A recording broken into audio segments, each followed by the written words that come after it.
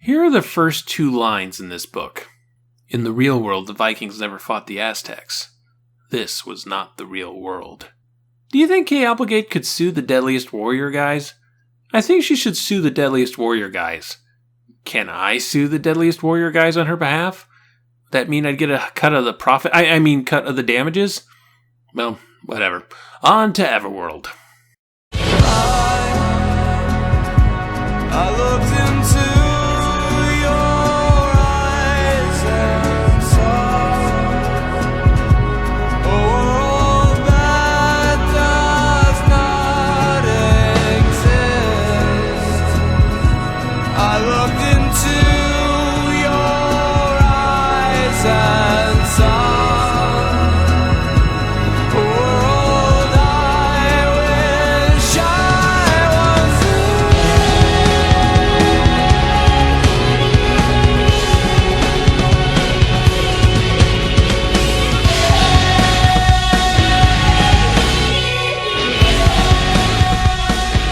The first 2 Everworld books were released at the same time, a publishing tactic also used for Animorphs. Hey, if the first book hooks you, you can immediately dive into the next one. Everworld was published every other month, as was Animorphs for its first 10 books, and having 2 books to start off with not only gives each series 2 chances to leave a good impression, it reduces the wait for the next book since you're spending twice the amount of time reading.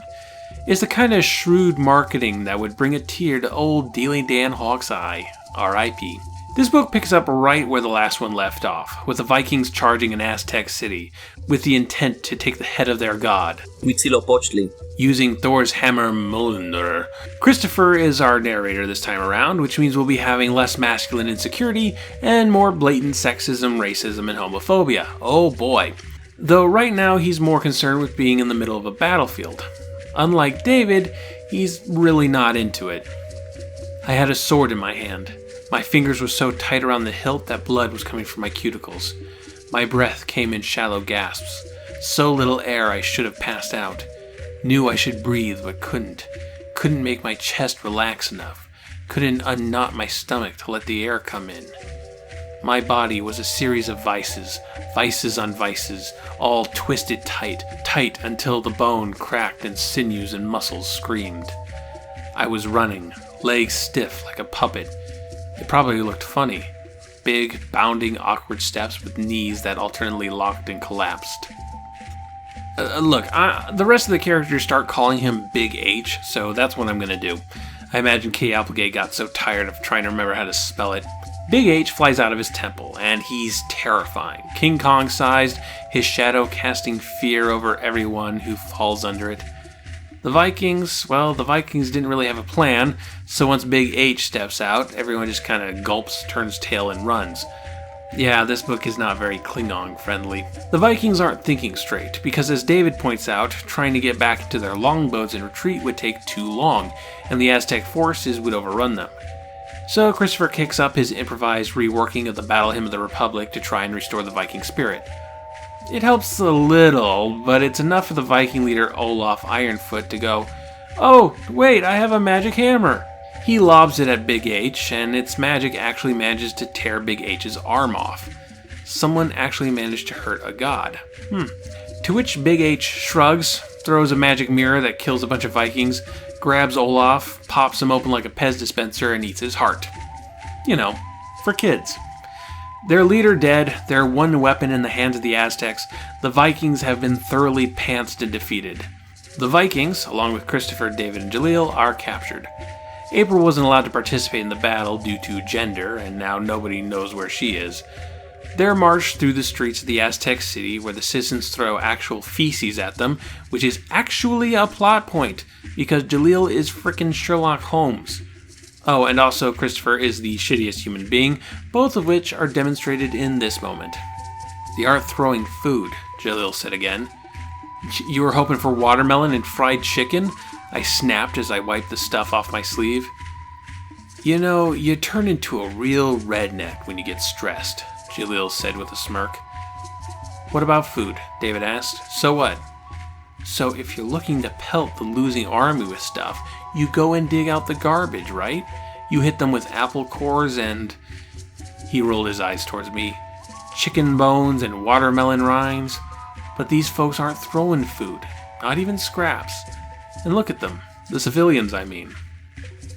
I looked more closely, I mean. Skinny, I said. Malnourished, Jaleel said. Borderline starvation. The soldiers are well fed, but the kids and the women are not. Plus, do you see any old folks? I didn't, and I didn't like where Jaleel was going. Big H eats the hearts. Who eats the rest? Jaleel asked. God, Jaleel is so smart and Christopher is so racist, and I don't know what to do with you guys. Now, the Aztecs don't post a lot of guards, and while they may have lost the battle, the Vikings could still probably put up a good fight within the city's walls, but they refuse to do so. They seem utterly gutted, totally defeated. They've given up because of some antiquated code of honor that prevents them from fighting to the last man. And it's not like there's a good tactical reason to being a prisoner of war. There isn't going to be any prisoner exchanges. Everybody here's going to get their hearts cut out and fed to the amazing Colossal Man. But nope, the Vikings just sit around and mope. God, these guys are like the anti-Klingons. Since the first book did all this setup, this book takes things a bit slower and starts to explore some of these ideas in greater detail. For this book, the main focus is on the separation between Everworld and the Old World, and how the characters handle jumping back and forth. I explained it a bit last time, but here it is again a little clearer. There are effectively two versions of each of our four main characters, one in Everworld, one in the Old World. While the one in Everworld is awake, neither version has any idea what the other is doing. One can be fighting for their lives while the other is taking a math test, and they would have no clue. When the one in Everworld falls asleep, the two versions meld in the Old World, catching up on each other's memories. Time moves faster in the Old World, but an hour nap in Everworld could still mean an evening relaxing in ours. On the flip side, days go by between these mergings, so the version in the Old World has to sit in the dark while his or her other self is off doing something very dangerous. It can mess with your head. When Christopher falls asleep in his prison cell, he finds himself back at school, where he finds Old World April, who isn't up to date on things. She last fell asleep before the Viking ship made landfall. How did it go? April asked. What? The battle. We didn't exactly win, I said, trying to keep my instinct for sarcasm under control. Is anyone hurt? Of us? No, not yet. Although you, maybe. We don't know where you are. Sven's dead, Olaf's dead, and the rest of us are being held, pending the removal of our frickin' hearts, after which we will be barbecued and served up buffet style with coleslaw and baked beans. I had failed to control my sarcasm. I was nearly screaming. I was spitting on her with each percussive sound. Where am I? April demanded, scared. We don't know. But you're back with the boats, which, trust me, all belong to Big H's happy crew now.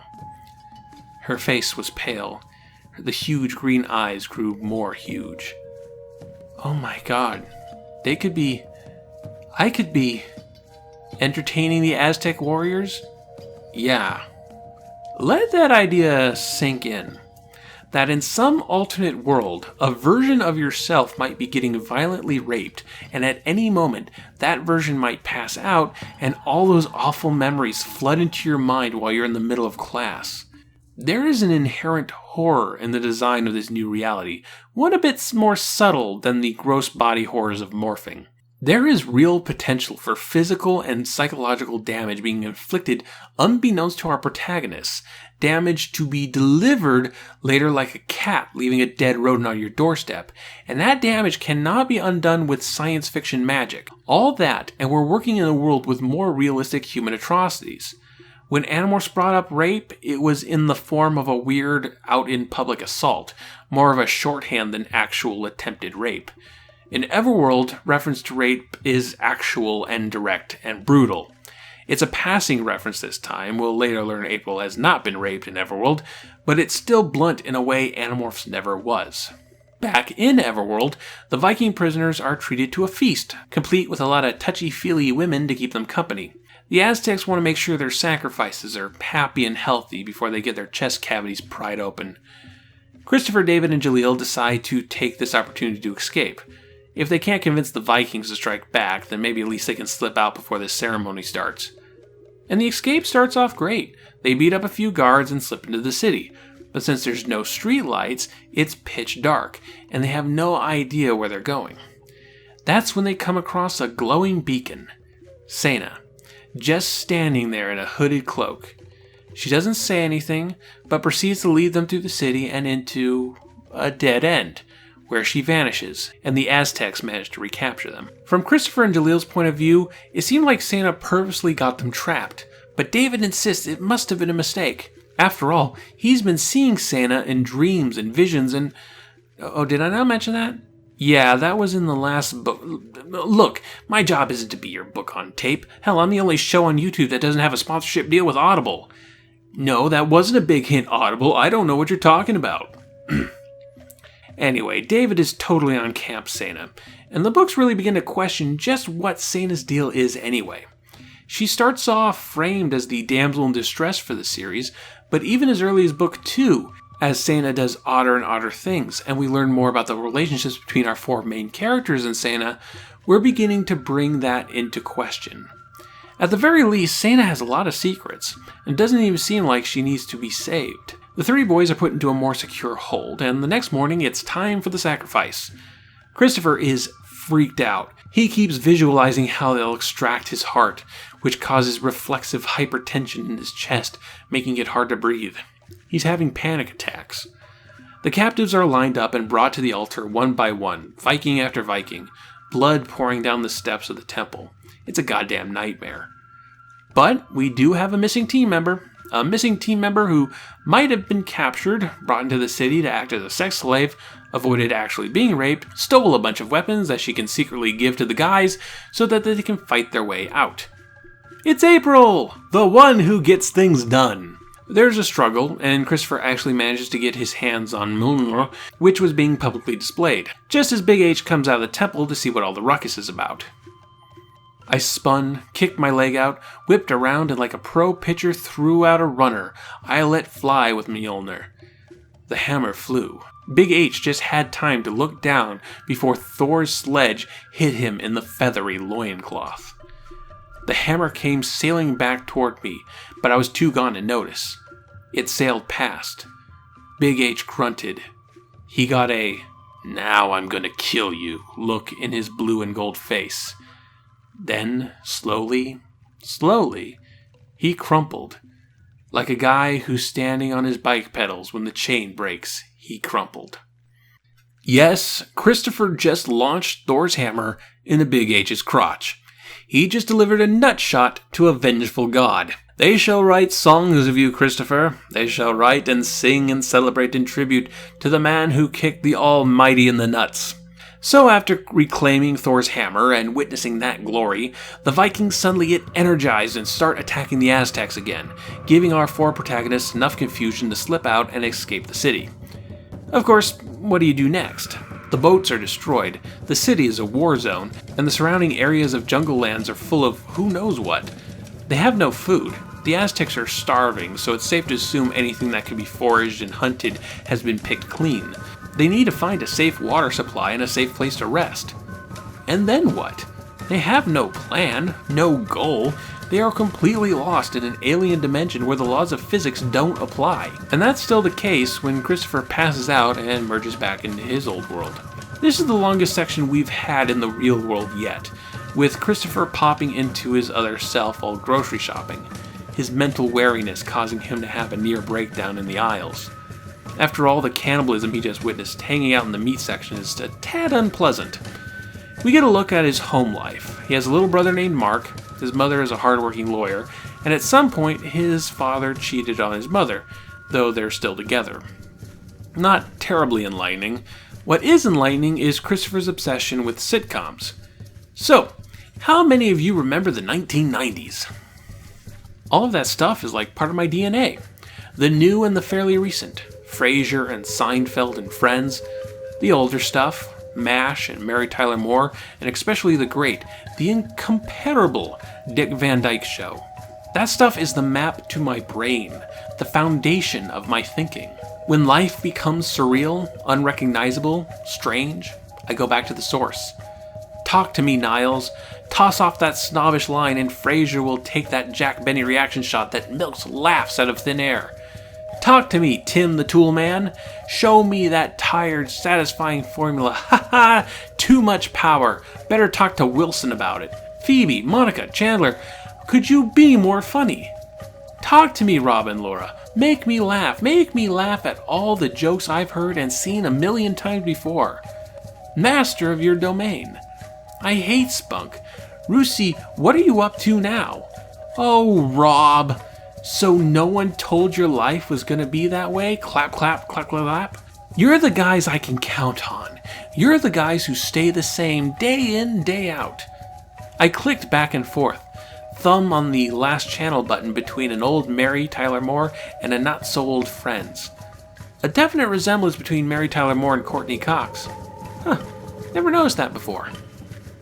I'm imagining Catherine Applegate and Michael Grant hammering this section out, and one looks at the other and asks, I know we've never had an issue with pop culture references that'll date our books before, but do you think maybe we've gone overboard? This is going to seem dated in 5 months, let alone 5 years.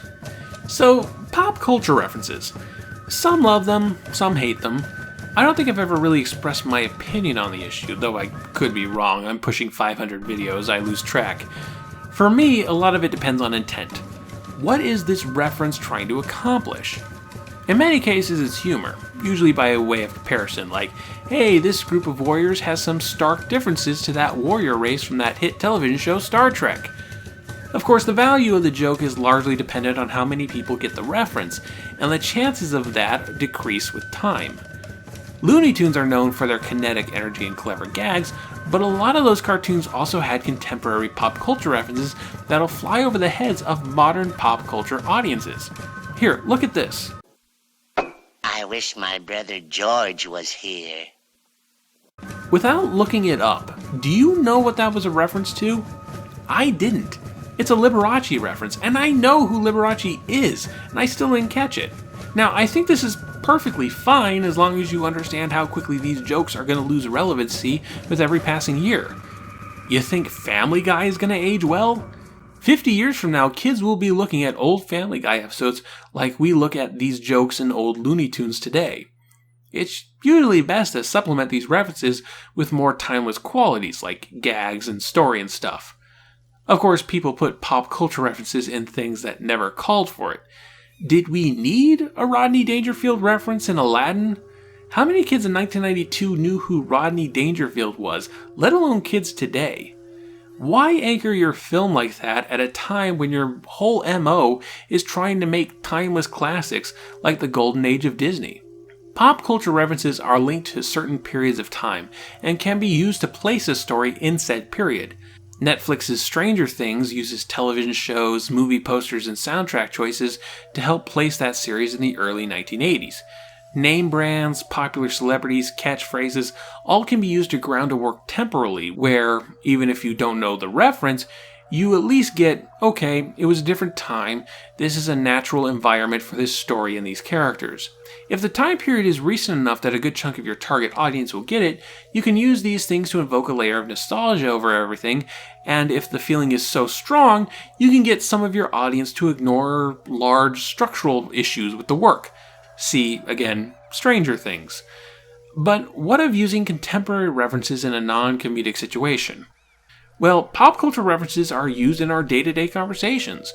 We engage in pop culture, we discuss it among our peers, and we often use it as shorthand for other ideas. You say to your friend, "Use the Force, Luke," when what you mean is, "Hey, believe in yourself, buddy." To deny these kind of references at all in your fiction removes an ingredient to conversation we all use. I'm not saying that scrubbing out these references will worsen dialogue. You can still write totally great dialogue without it. You're just removing a natural tool from the toolbox. And then we have major commentary on contemporary pop culture, like this scene here, with a significant part of Christopher's characterization is drawn from his relationship with certain television shows. What works here is that the specific shows themselves are not important. If you did this scene today with How I Met Your Mother and Big Bang Theory, you'd still get the gist of it. What's important is that Christopher loses himself in comedic television to the point of losing touch with his reality. Christopher's home isn't broken in any classical sense, but it is bent a little out of shape. It has a few duct tape patch-up jobs to keep things running, and that gave Christopher cause to draw himself into the protective bubble of sitcoms, for which he developed a very insincere form of humor, the kind that needs a laugh track to validate itself. Actually, knowing the references allows us into his comfort bubble, but it isn't crucial to understanding his motivations and how it affects his worldview. Of course, everything will become dated with time. We'll reach a point when people don't know what sitcoms are, and we'll reach a point where people don't even know what television is. But that's true of pretty much everything in everything. Point I'm trying to get across, that pop culture references are a tool whose usefulness has limits, and if used incorrectly can be pretty cringeworthy, but it is not inherently a good or bad thing. So Christopher is defeated. He is so tired of everything going on in Everworld that he refuses to acknowledge his situation while in the old world. When April calls to talk about it, he brushes her off and hangs up on her, and soon discovers that little brother Mark was spying on him. "What, are you with the CIA now?" I asked him. "Don't need to spy, Holmes. I could have heard you outside." Holmes? Holmes? Well, listen up, homie.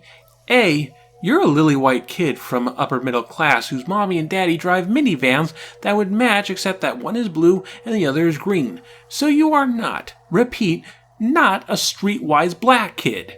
And B, don't listen to my phone calls. Mark sneered. "You need to get over this attitude towards black people." "I don't have an attitude towards black people. I have an attitude towards punks, punk." "Yeah, right. Just so happens all your friends are white." "Hey, it so happens I'm trapped in hell with a black guy. I spent last night with the black guy. I'm sleeping with him right now in..." I stopped, about 24 words too late. "No way!" Mark yelled, his face a mixture of shock, amazement, gloating, and unease. Oh man. "That came out wrong," I said. "Oh man, no, that's cool. I'm down with that, that's cool. Each his own, man. I support you. You know, you gotta be what you gotta be, Tinky Winky." Yeah, you know what Animorphs was missing? Gay jokes. So Christopher does wake up, because the little camp they set up has been surrounded by the Coup Hatch, a bizarre alien race with large googly eyes, trunks, and 4 arms. They come in 6-foot walking varieties and bird-sized flying varieties. They're armed with boomerang swords so sharp they can take down a pretty thick tree in one blow. And yes, they are extraterrestrials, not some monster from some obscure Earth religion. They've been wandering Everworld for 100 years now as nomads, trying to find a way out, trading with the human population. It seems they have a knack for metalwork. Their alien steel seems almost supernaturally sharp. Well, our protagonists learn a bit about the world, about the Coup Hatch, and then they manage to work out a trade. They give the Coup Hatch one of the chemistry textbooks that came with them.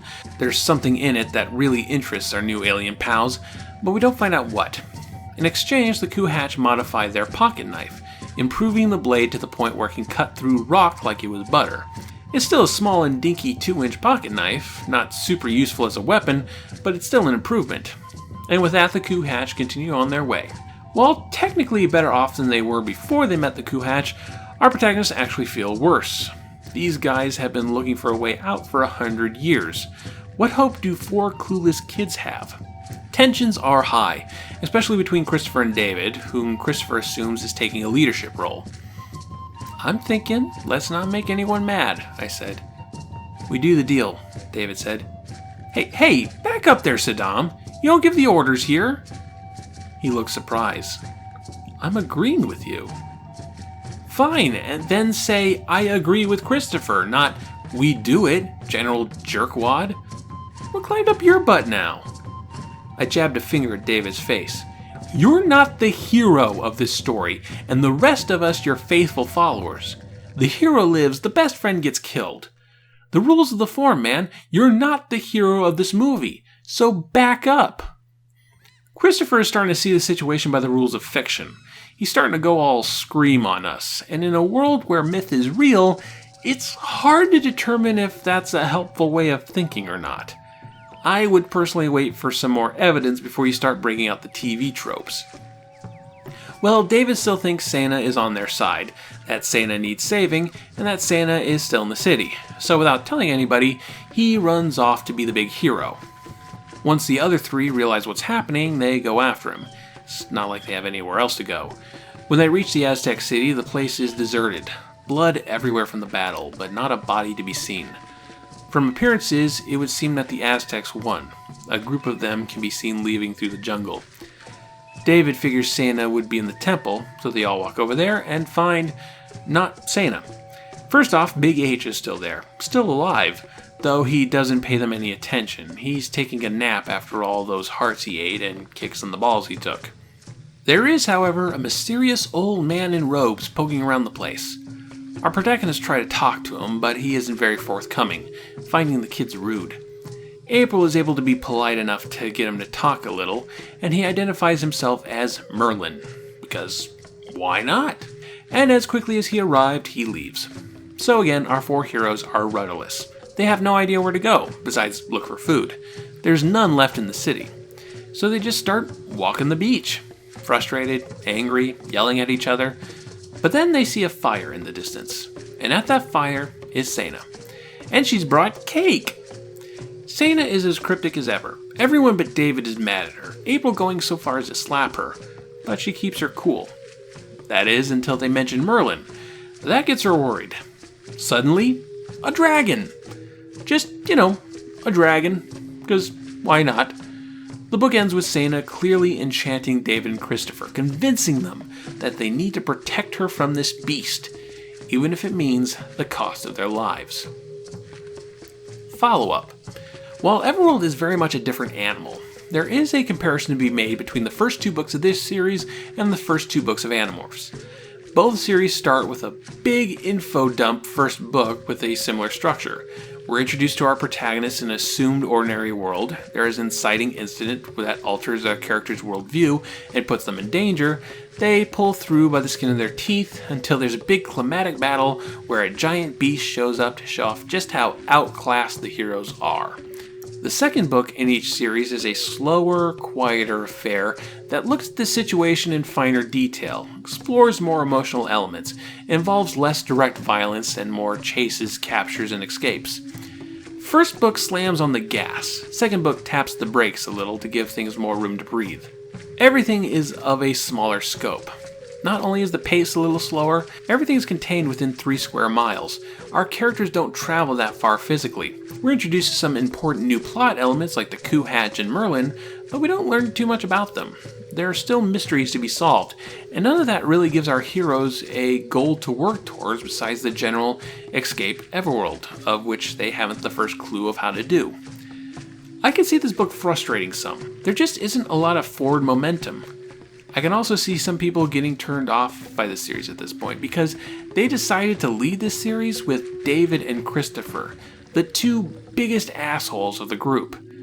Between David's overcompensating masculinity and Christopher's blatant racism, I wouldn't blame you if you found this series uncomfortable at this point. Jaleel and April have their own character flaws, don't get me wrong, but they are saints compared to the other two. It might have been wise to make the second book a Jaleel or April book, just to make things a little more appealing. But knowing how much these characters are going to learn and improve, it doesn't bother me as much. And Christopher's really well characterized here. A really well characterized shithead, granted. Yeah, in comparison to Animorphs, Everworld is relentless with its uncomfortable topics, none of which is allegorical, none of which is metaphor. There's no alien middleman to all of this. Rape is rape. Racism is racism, sexism is sexism, homophobia is homophobia, violence is violence. None of this is glorified. These books totally know these things are bad and are framing them as bad. It just gets taken to an extreme you might not come to expect from a scholastic series. It can catch you off guard sometimes, and I don't blame anyone who found it way too uncomfortable to read all the way through. Especially since it doesn't wrap up with a "this is the moral of the story" thing at the end. We're in for some long-haul uncomfort. Is it worth it? We shall see.